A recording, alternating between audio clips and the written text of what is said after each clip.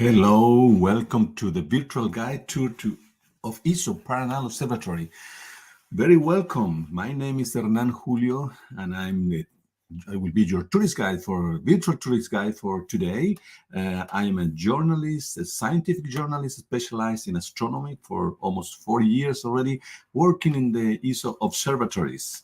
So welcome, and let's start. Well, first of all, I want to let you know what ESO is. ESO is the European Southern Observatories, okay, and has 16 ESO member states. Okay, you can see in your in your screen, you can see the 16 countries which are part of ESO partners, and also you can see in the bottom right, Australia is our strategic partner, and of course to the left down you will see Chile. Chile is the host country where the telescope are.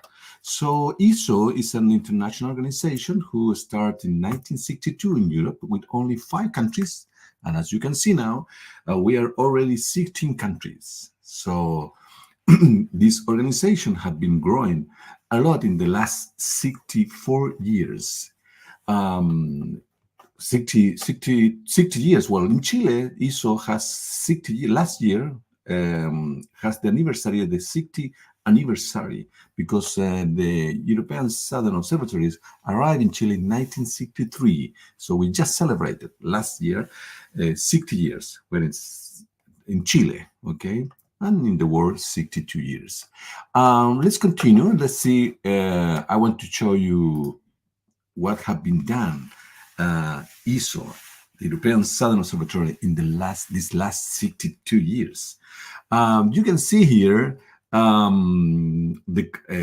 our country in the center of the image in the slide. You can see the skinny and long country, which is Chile. Okay, this country, Chile, is divided in regions, and you can see here 2 dark blue regions. They're in the country. In the northern part, we have the Antofagasta region, and in the middle south middle of the country, we have the Coquimbo regions. Well, ESO observatories arose in Chile, as I told you, in 1963, and the first observatory that was built by ESO in Chile was La Silla Observatory, and you are right here.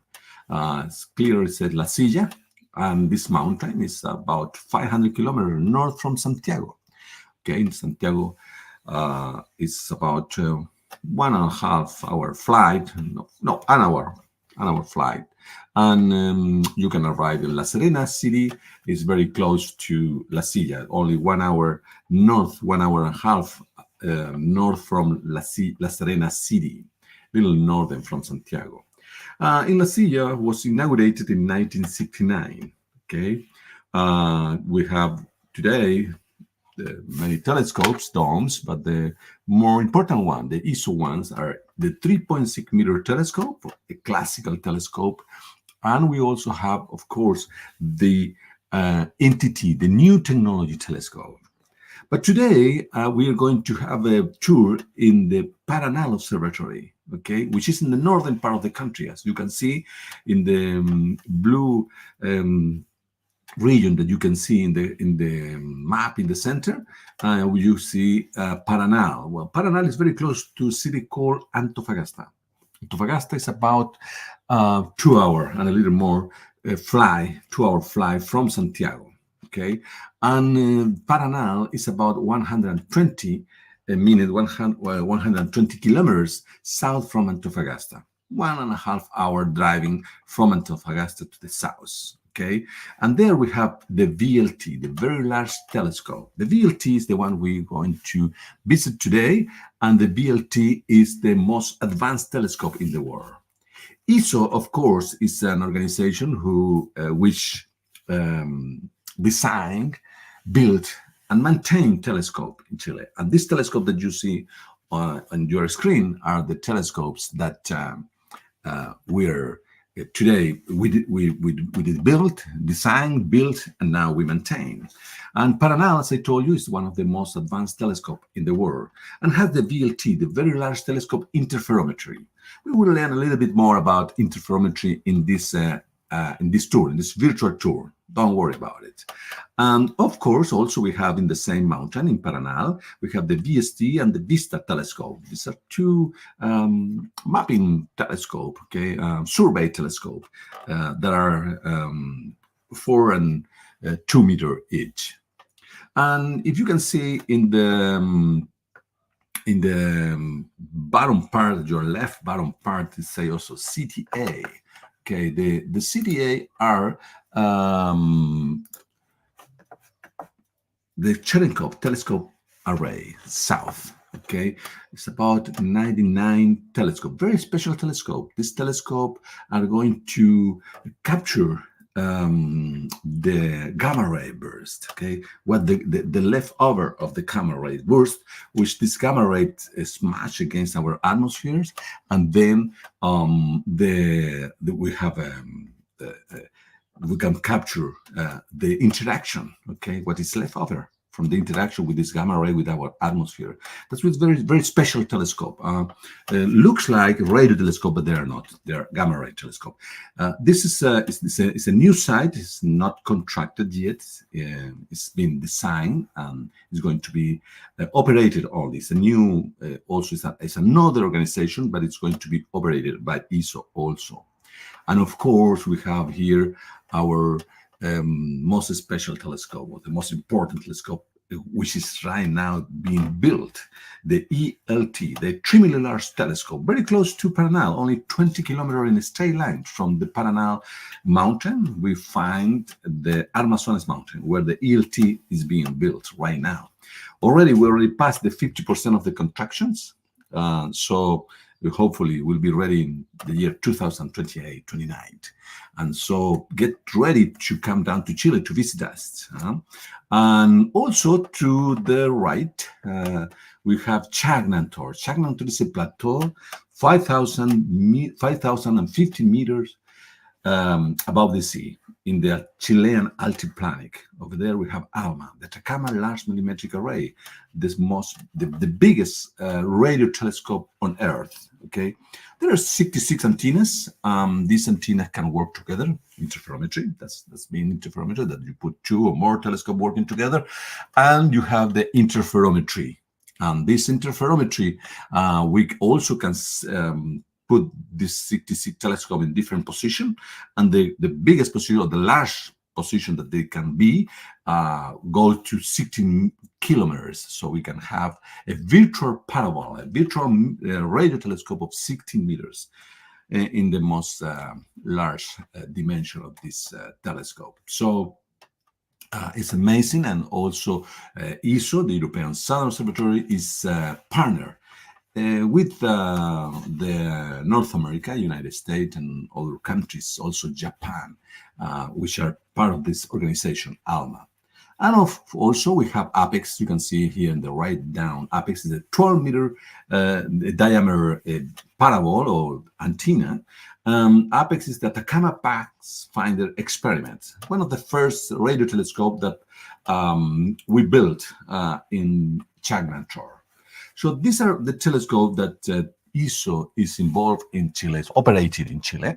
And now I want to invite you to make all your questions, your comments in the YouTube chat, please. If you have any question, let me know where you're looking at us around the world, and any question we will be ready here to answer for you. So let's continue with this with our virtual tour. Let's take a flyover Paranal to Paranal. Here we are flying over the Atacama Desert.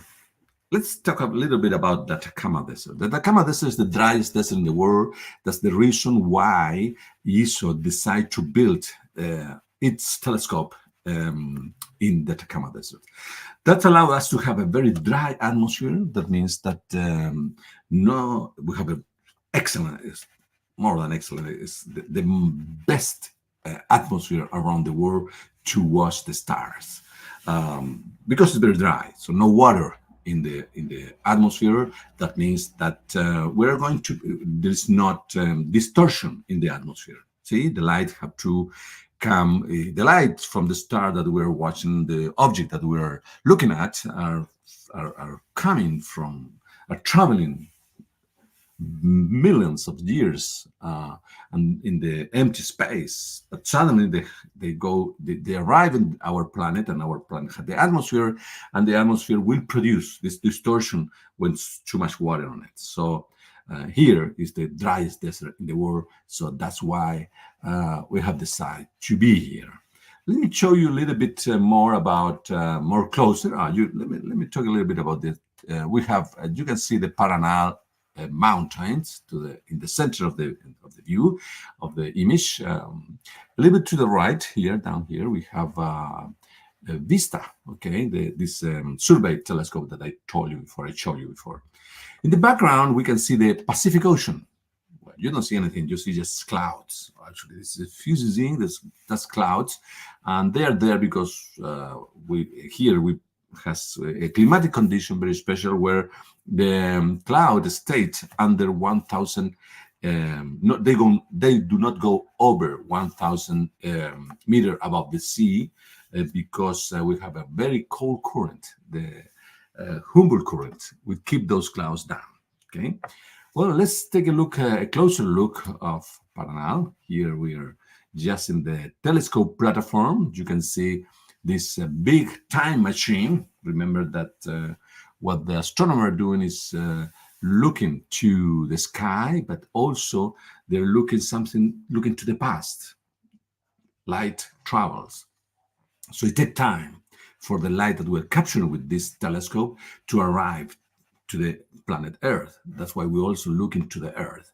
Just to give you an idea, our sun, our star, the light of our sun takes 8 minutes to arrive. So when you look to the sun every day, you're looking something that is in the past 8 minutes behind us. Well, you can see here the 4 big telescope, the UTs. Okay, you can see 4 UTs, and also you can see the small telescope we call AT, or Auxiliary Telescope. Very important. As I told you before, this is one of the most advanced machine on Earth right now, astronomical machine. We have the VST to the right, the interferometry building. We will talk a little bit more about it. Let's go right away to see what's going on from the platform. Okay.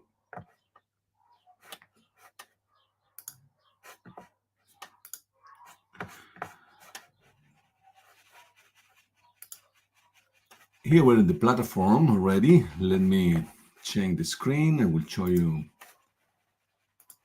Here we are, the platform. Okay. Here we are in the platform. There you can see the 4 big telescopes. Let's walk around here. All right. First of all, I want to show you this amazing view. As I told you before, here we have you can see these clouds over there.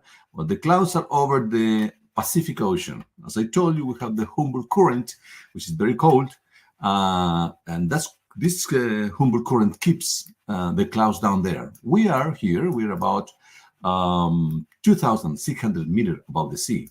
Okay, so the clouds don't reach us very often. We have about 300 clear nights per year.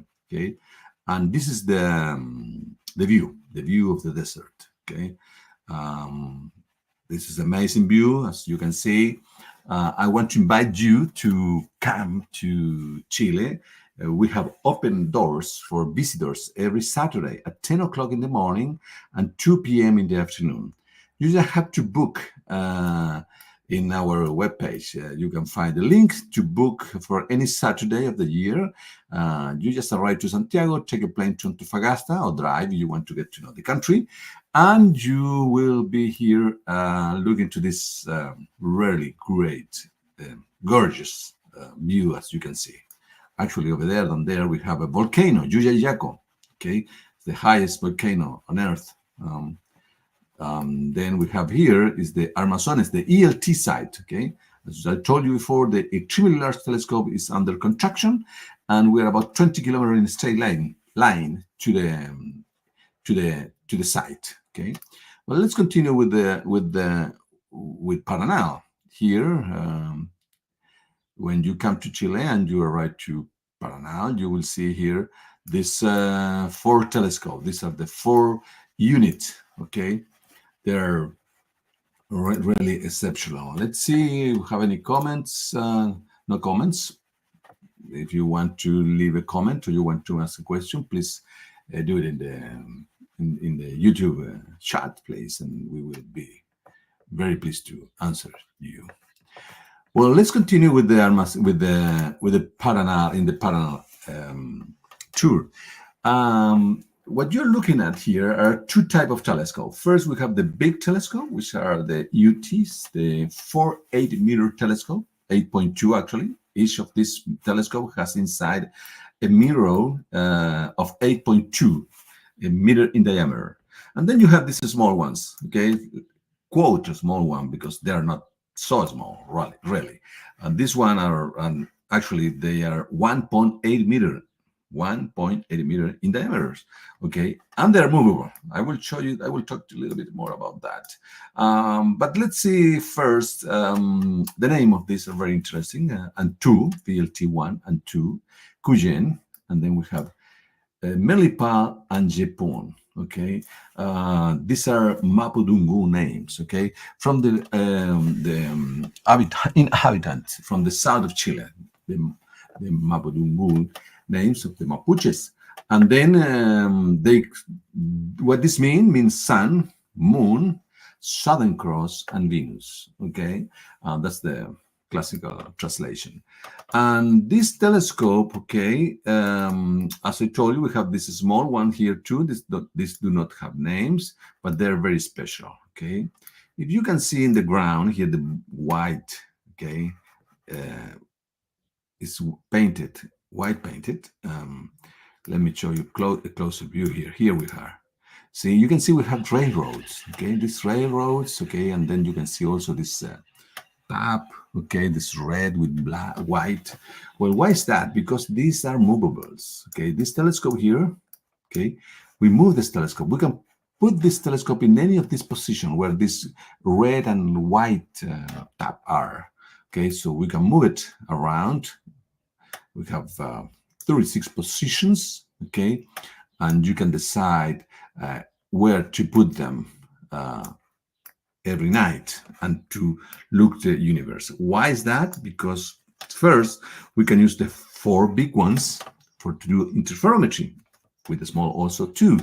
So with the 4 big ones, what we do is to point to the same star, one star at the same time with the 4 big ones, and we can create what we call a virtual mirror of 130 meters in diameter. And with the small one, we can do the same. We can point the 4 ones to one star, to the same star at the same time, and then we will have a 200-meter virtual mirror to capture the details of the object that we're looking at. Let me show you to better understanding a video about what we call interferometry. Let's see it. Here we are. There you have the 4 big ones, okay, pointing to the same star.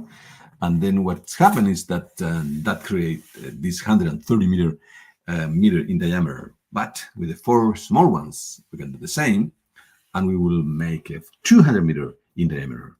We have to make clear that we are not talking about that this 130 meter virtual mirror or 200 virtual mirror in diameter. We're not talking that that's the amount of light that they can gather. No, what we do is to make this virtual mirror, but this equivalent in resolution. Resolution astronomy means the quality of the image, okay, the detail of the image, okay. So it's not the amount of light that we can gather, okay. And how this machine work? Well, as you can see, we have underneath the platform we have tunnels. We call them delay tunnels. Why is that?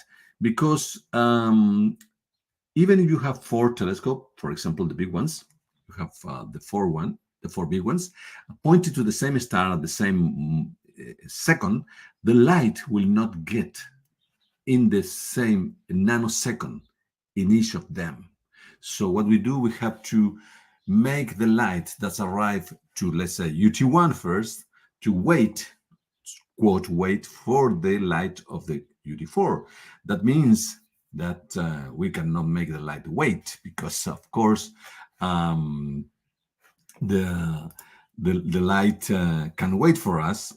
We're not doing picture here. We're getting together 4 different dim of light. So the first dim of light have to wait to the last dim of light to get together at the same time in the same nanosecond in the interferometry building, which is in the center of the movie that you're looking at here.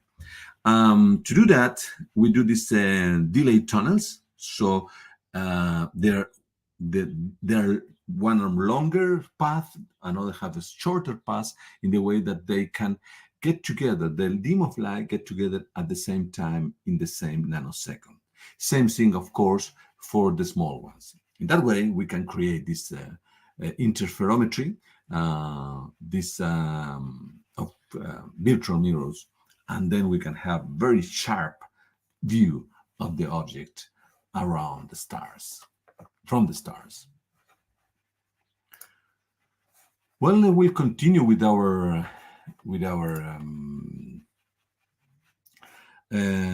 tour. We have Jose Maria is greeting Paranal team. Hi, Jose Maria. Thank you very much for your comments. If you have any question, please let us know. And we encourage everyone who's looking at us, who's watching us, to comment where you're from, and also if you have questions, to make this as most valuable and interesting for everyone. Well, let's continue then with the Paranal tour. I want to show you something. As I told you before, we don't have, we have tour every Saturday, 10 o'clock in the morning, 2 p.m. You can come to Chile and visit us every Saturday. It's free. You have to book in our webpage. However, there is some part of the tour that you will have now, the virtual tour, that we are not able to take you when you're alive here in Chile with us. And one of those are the VLT underground tunnel tour. We will take you only thanks to technology. We will take you underground. Here we're underground the tunnels. It's amazing.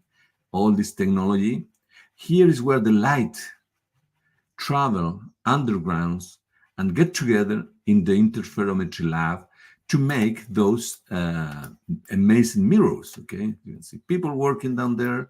Okay, well, let's see to the VLTI tunnels, the Very Large Telescope Interferometry. We will go inside of a tunnel where the light go through. Okay, here we are inside of it, and of course this is a clean room. That's one of the reasons because we cannot take you when you came live. You will walk all over the place, but we won't be able to take you to this. All right. So this is the advantage of technology. Let's go back to the BLT platform. And let's see, we have some questions, some comments. We have Albert Lázaro.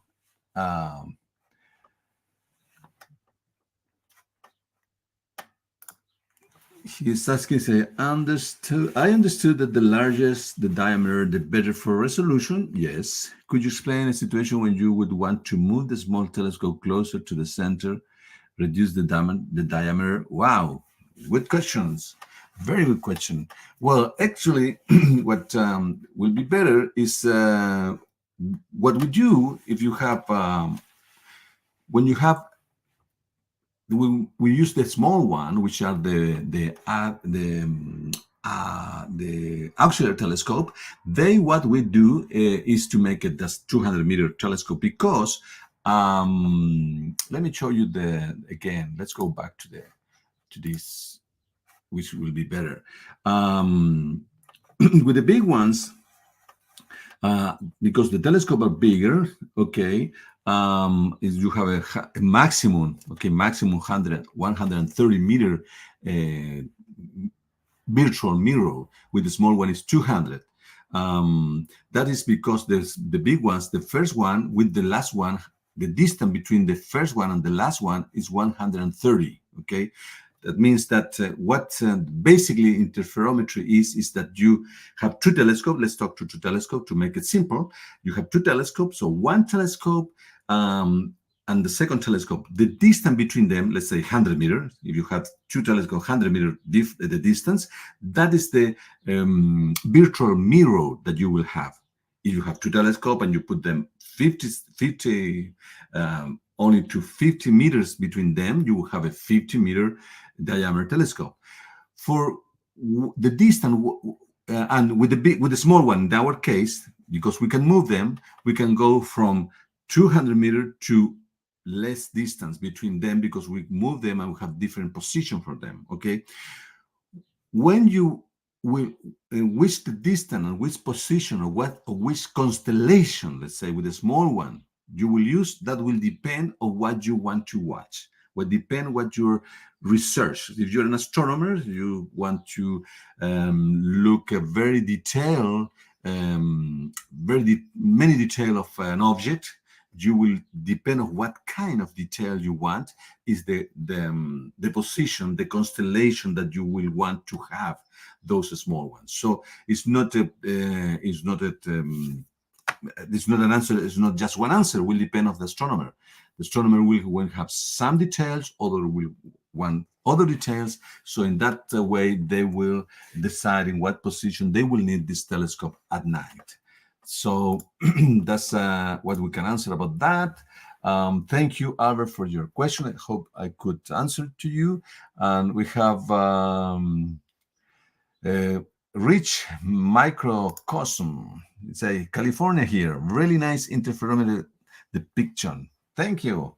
And here we also have Letargo Peterson, beautiful view, interesting information. To do interferometry, do you need to use adaptive optic along with the reduced atmospheric distortion? No, not necessary. Interferometry is by itself. Adaptive optic, we have adaptive optic only in UT4, okay, which is the one at your right, okay, what we call JPUN, okay. We have 4 lasers. We create these artificial stars in order to compensate the distortion of the atmosphere. So no, it's different. Let me see. Here we have Letargo Peterson. You didn't stay in Pennsylvania for me. All right, thank you, Mr. Peterson. Astrofotografía, good morning from Brazil. Buenos días, bom dia. Thank you, Astrofotografía. Capture the cosmos. Thank you. Hello. Albert Lazaro, thank you, say, for the clear answer. All right, let's continue with our tour. We're running out of time. We have only half hour left. So let's continue with this. Thank you very much for your comment. Please continue. We will have another stop to answer question, but we have to go now. We have to go inside of the telescope, okay? We will go here, VLT-UT3, but all the telescopes are the same, inside and outside, okay? So we will choose just the UT3, the Melipal. Here we are. Let you know first, give you also a nice view of the inside of the dome. We call it enclosure now. They don't call it dome anymore. So whatever, I like dome. Inside of the dome of the UT3, you can see you're looking at 8.2 meter diameter telescope. Okay, actually the mirror is right down here. They have a closer look. That's the mirror. Okay, it's an amazing mirror. First, because it's 8.2 meter in diameter. Secondly, because it's only 18 centimeter in thickness. Okay. It has what we call aluminum layer, okay, very thin aluminum layer, thinner than a human hair. This aluminum is the one who reflects the light, okay. Also, the mirror is a curve, has a little curve, okay, so can reflect the light. Let me show you how this happens. First of all, we have to open. Same thing, if you want to watch a star in the night in your house, for example, you have to open the window. Well, we open the window here, and our opening is here, right here is our window. All this, let me see, this is the width that the window, all the white, this white thing that you can see, there is a windshield. Okay, the windshield, we can put it up or down in order to stop the wind.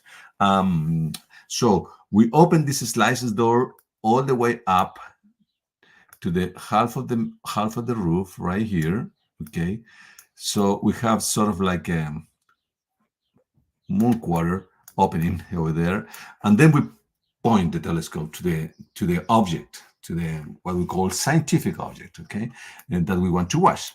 And then the light will go inside, will go to the main mirror, to this mirror here, and will be reflected to the secondary mirror right here. Here's the secondary mirror, and from the secondary mirror will come down, okay, to all the way down. We'll go through the, here you can see very well, but there is a tube. We'll go through the center of the mirror down here, and we'll arrive down here to this symphony. Okay, we play a symphony. Now it's an instrument. An instrument is called symphony. Instrument is a digital camera. That's all. It's the difference between this digital camera and the digital camera that we use every day is the price. It's a digital camera, but works the same. Okay, it's much more bigger, much more expensive, of course, and that's how we get the light to the instrument. But we have also another two instruments. Right here we have a VIMOS. Okay, this is a bigger instrument. As you could see before, the instrument behind the telescope, underneath the telescope, is hanging from the telescope. This one here, see, is hanging from the telescope, in the telescope. And here, this one is just by the side, okay? We have two more. We have VIMOS here, and we have another one on the other side that we cannot see it from here. But at the end, we have three instruments. One is in the bottom part of the telescope, and there's two in each side. Those sides called NATMIDs, NATMID A and NATMID B. So how, maybe you didn't understand very well how we get the light with the telescope. So better if I show you, I'll show you. Also, I have prepared this video. Okay, we open, not all the way as the video showed now, but the light will go inside of the telescope. The light will go right from the star to the main mirror, right there. We'll go to the secondary mirror, come back, and we'll go to the NATMID A instrument or NATMID B instrument, as the video is showing right now. Or also the light can go all the way through the center of the mirror, and we'll go to the Cassegrain instrument. Three instruments: the green, the red, and the blue one. Okay, the instrument, what this instrument does, let me show you one more time. What the instrument does is analyze light. The instrument take the light from the star, and we analyze the light. Okay, that means that we will know how much, for example, nitrogen or hydrogen has the star. In that way, we will know how old is the star. You have a star that has a lot of hydrogen, means that it's very, very young. But if the star has a more metallic element, means that it is an old star, and maybe about to die, as a supernova, for example. Okay, so that's why we use this instrument, and that's the way how the telescope captures the light. And well, here you can see these people working here, engineers working in the instrument. But in the night, nobody is inside of the telescope. Everything is controlled from the control room, where we're going right away because we are running out of time. But let's see if we have some more questions that we can answer.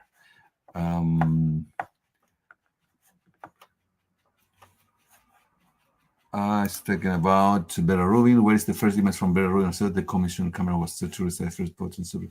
All right. Well, Vera Rubin is another observatory. It's an American observatory, so we don't have that information. I understand that the Vera Rubin's camera already arrived in Chile, but I don't know where is the first image. You have to go to the website, their website, of our colleague from the Vera Rubin's Observatory. Also, we have the who staff of this observatory is local science or mixed international staff. Oh, good question. Well, we have a mix. First, we have about 120 people, 150 people at the observatory. Every chief, we have chief. Most of them are engineers, and then you have some local scientists. But remember that what we do here is this is good to answer this question. When we walk to the, we will walk to the control room. Okay, let's get out of here. So what's happened is that remember that the people that work, I mean, the people that use the telescope are scientists around the world, not ESO scientists, not necessarily ESO scientists. Okay, for example, if you're a scientist, if you're an astronomer, you will have to apply for telescope time. Okay. And you will come to Chile, and then you will be in the control room at night, right here. So that gives me the chance to show you the control room.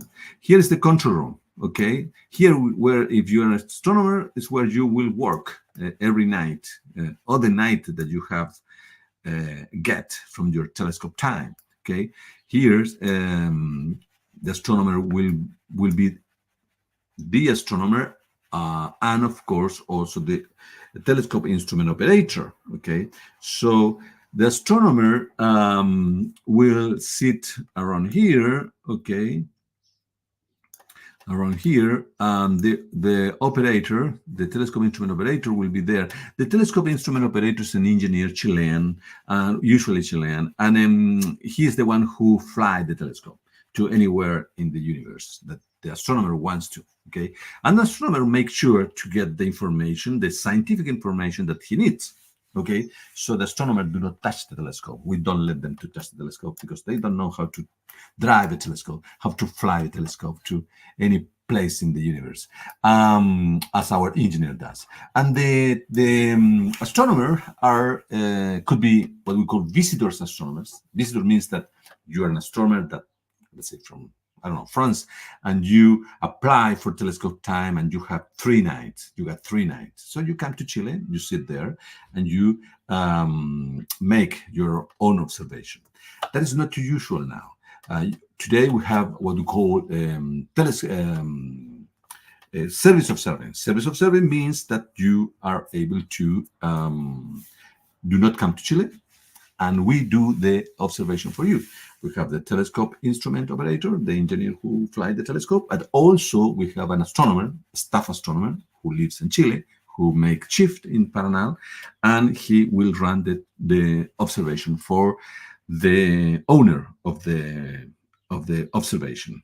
And we will get this information, this data, the scientific data, we will put it in our archive in Germany, and the astronomer, the owner of the observation, will be able to log in our archive and get that information, that get those data that he needs, and that's it. Also, we are implementing a new system where the astronomer can also be online, alive in the night. The owner of the astronomer, you will have the telescope instrument operator, you will have a staff astronomer, and the owner could be alive. I mean, you know, with a video call or whatever, and be there also online. So from here is where everything happened at night. Okay, friend, you control the telescope and you receive the information and everything else. All right. Here's another view. You can see how astronomers working there, people. As I told you, we have a staff astronomer and we have the visitor astronomer. But most of the astronomers, scientists that are on site are local, or let's say local in the way that they could be from any nationality, but local in the way that they live in Chile. Okay, they're hired by ESO, and they live usually in Santiago. Okay, let's see what else we have. I want you to let you know. Let me see if I. Let me see another question. Why wind's problem can move the telescope when it's the brain or doesn't? It's interfere with the light. Thanks you. Well, wind's a problem when it's a high wind, okay? When we have very high winds, then we have to stop operation because you open the telescope, for example. I mean, in the night, if you have opened the telescope will move. That we have that wind chill. When it's not too much, we can use the wind chill. But if it's too much wind, then we have to stop observation, close the telescope, and wait for the wind gets down again. Okay, let's see another question. Hello, everyone from Russia. Is there any point in having an observatory on the moon? Well, I don't know. What I know is that they want to put a radio telescope in the moon.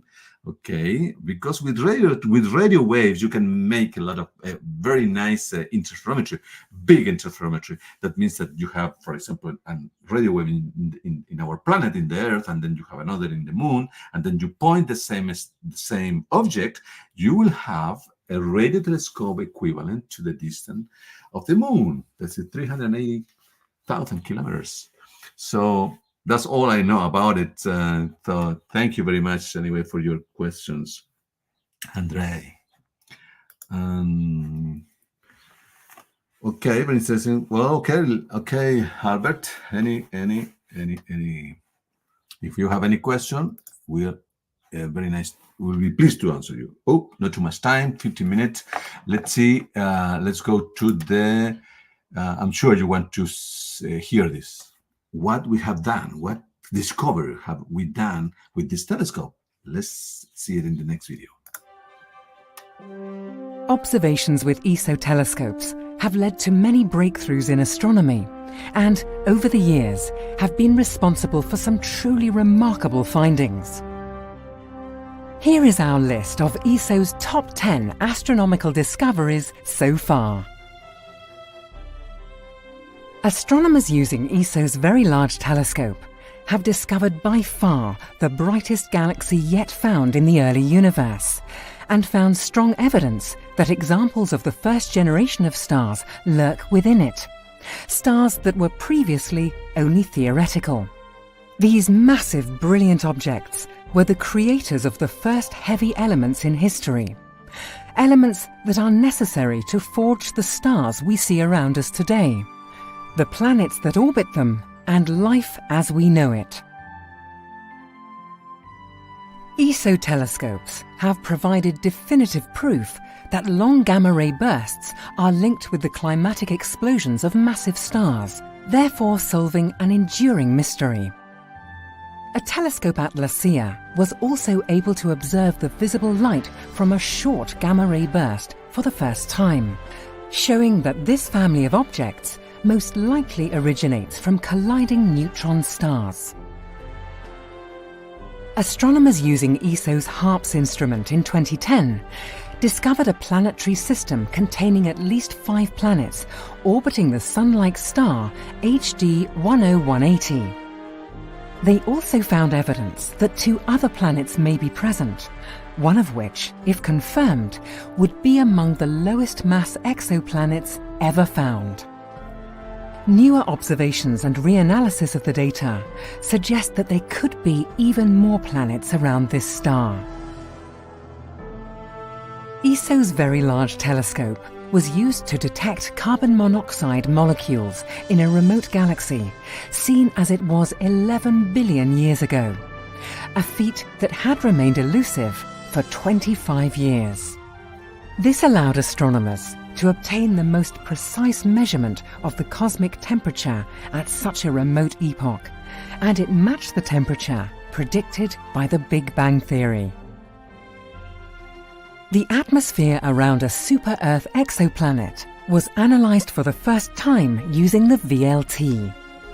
The planet, which is known as GJ1214b, was studied as it passed in front of its parent star, and some of the starlight filtered through the planet's atmosphere. The atmosphere was found to be either mostly water in the form of steam or dominated by thick clouds or haze. Using ESO's VLT, astronomers measured the age of the oldest star known in the Milky Way, At 13.2 billion years old, the star was born in the earliest era of star formation in the universe. Uranium was also detected in a Milky Way star and used as an independent estimate of the age of the galaxy. The VLT obtained the first ever image of a planet outside our solar system. The planet, which has a mass about 5 times that of Jupiter, orbits a failed star, a brown dwarf, at a distance of 55 times the average distance between the Earth and the Sun. In 2014, ALMA, the Atacama Large Millimeter Submillimeter Array, revealed remarkable details of a solar system that is forming. The images of HL Tauri were the sharpest ever made at sub-millimeter wavelengths. They show how forming planets are vacuuming up dust and gas in a protoplanetary disk. One of ESO's proudest moments came when 2 independent research teams, including ESO staff, arrived at a truly revolutionary finding: that the cosmos is not only expanding, but that it is doing so at an increasing rate. The findings of the separate teams were based on observations of exploding stars, or supernovae, including measurements made from ESO's telescopes at La Silla and Paranal. This discovery was rewarded with the 2011 Nobel Prize in Physics. And finally, several of ESO's flagship telescopes were used in a 20-year study to obtain the most detailed view ever of the surroundings of the monster lurking at the heart of our galaxy, a supermassive black hole. Astronomy is always moving forwards, and ESO's top 10 scientific discoveries are not set in stone. All right. Here we are again in the control room. We have not too much time left, so well, we have to thank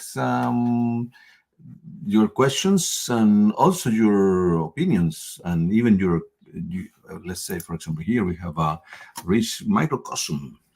He's helping us with some of the question of Andre, and so you can read it in the chat. And we have another questions. So here with Mr. Peterson. Apologize if there was a recover, but will the extremely large telescope be part of Paranal or separate facility of the European Observatory? Well, it's part of Paranal in the way that, let me see, I think I can show you here. This is the control room. Let me show you the control room. Here's the control room, but I think the ELT control room will be here also. That's the VLT control room. Let me come back here. I think here I can show you to you. There we go. See? Let me see if I can show it. The control room of the ELT, it will be right here in Paranal. You can see this, the shield here, the ELT, the extremely large telescope. Okay, so there is where going to be the control room for the ELT. That means that we are going to operate the telescope at night from this control room, the ELT. Okay, so in that way, it's part of Paranal. Actually, it's part of Paranal. In the side in Armazones, the next the observatory, I mean the mountain, will be just people for emergency. But the astronomers are going to be here, right there. I just show you the ELT. The ELT control room. I want to show you very quickly, because I don't have too much time, something that you won't see also if you come in Saturday. Visitors are allowed to be here only until 5 p.m. So this is sunset at Paranal, and you can see the gorgeous sky that we have here. That's the Milky Way. Okay. Also here you have the Orion Nebula, the big dog, And I want to show you the south because many of you are from the northern hemisphere. So here we are. That's the southern hemisphere, the southern sky. The Magallanes Cloud, amazing. The Magallanes Cloud, the Southern Cross right there, Alpha and Beta Centauris. And of course, also here you can see this dark spot are the our people, I mean the pre-Columbian people that live in America. They were great astronomers too. And here they saw this dark spot, and for them these dark spots were constellation. Actually, they have the Llama constellation. You can see the head of the Llama here. Actually, Alpha Centauris is the eye of the Llama. Okay, it's the head, and then you have the called the fly, the bird constellation right here, which for us, for Occidental people, is the Coolsack. And then we have also the snake constellation right here. And all these are animals that came down in the Milky Way that for them were a river. This is the river where all these animals came down to have water. All right. So this is amazing sky that you are going to be able to see if you come down to Chile. Visit us any Saturday to come to be here and walk around this amazing machine and get the chance. After you leave after 5 p.m., you can go to the desert and take a look to this sky. All right. I'm so sorry, but we have to get back again to the daytime. All right. And I want to show you in this couple minutes that I have left. I want to show you something very special. Okay, here we're at 2,000. I told you 2,300 meters, 2,400 meters, 600 meters above the sea. Excuse me, I get confused sometimes with La Silla. La Silla is the other observatory that we have, and that is the La Silla is at 2,400. We're at 2,600. All right, and we will go down to the camp. Okay, to the technical base camp. All right. Here you see the camp. Here is where we have a gym right there, and here we have where we take the mirror down. I told you the mirror has a little aluminum surface. We have to recoat the mirror every 2 years. So we take down the mirror and we re-illuminize the mirror or recoat the mirror here. But to finish the tour, I want to show you the Residencia tour. Very nice building. Here we are. This is the Residencia. The Residencia is the place where people live, eat, sleep, relax. Okay, looks like it's underground, but it's not underground. Actually, it's between these two hills. This one here to the right and to the left. Over there are the telescope, the platform. And if you walk down, this was built. The building was built in the way down of the hill. Okay, so we'll go inside, and it's a very nice, relaxing place, especially for the desert. See, you don't see any green. This is not luxury. It's a need. If you are here 10 days, 7 days, 14 days, 15 days, which is the maximum that anyone can be in the desert, you need to see some green, okay? And also water. You need some humidity. As I told you before, outside is very dry. Okay, so your skin starts to suffer. So when you get in the building, you have some humidity, and of course you can go to the pool and have some water, some humidity in your whole body. So that's why we have a pool and we have this green garden, which helps us a lot. Also, it's very important to mention is that we are protecting our sky. Chile is the first country, one of the first countries that has light pollution law, okay, who do not allow to have certain type of light in the cities near to the observatory. Antofagasta, Copiapó, La Serena have to have very special light and do not put the light to the sky, but to the ground, okay? In our case here, it's in the daylight, this picture, but in the night, this curtain closed and shut down all light and no light goes out. Okay, that's help us a lot. We have restriction. You cannot drive in the night with light. People had to have this small torch, and the light had to go to the ground. Well, here is the cafeteria, and this is the lobby of the Residencia when you arrive. And also, as a visitor, you're allowed to come here and to get to all this place and take a look to this place. Well, so a couple minutes left. Don't know if you have any. Let me see if there is some more questions to answer to you before we leave.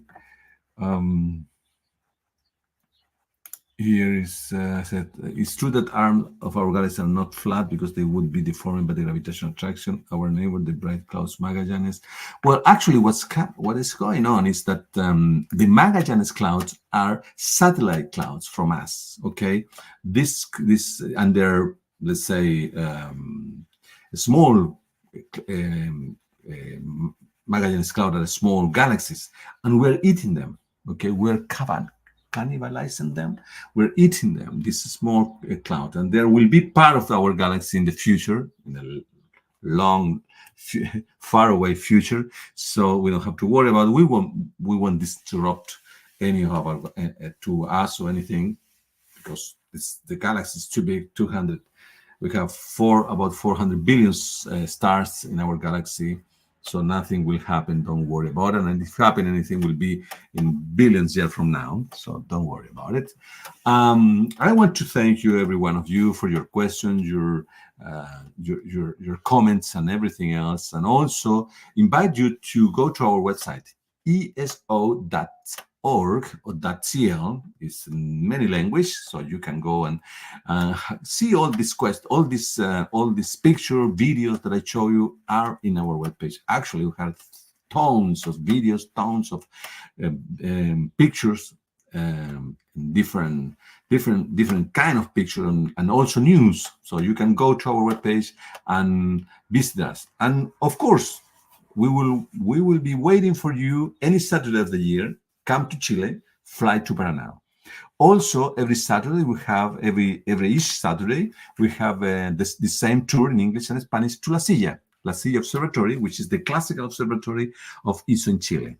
So we invite you to come to us virtually, online, or if you can present, please let us know when you're here that you saw this presentation of today, of any days, and we will be so glad to have you with us.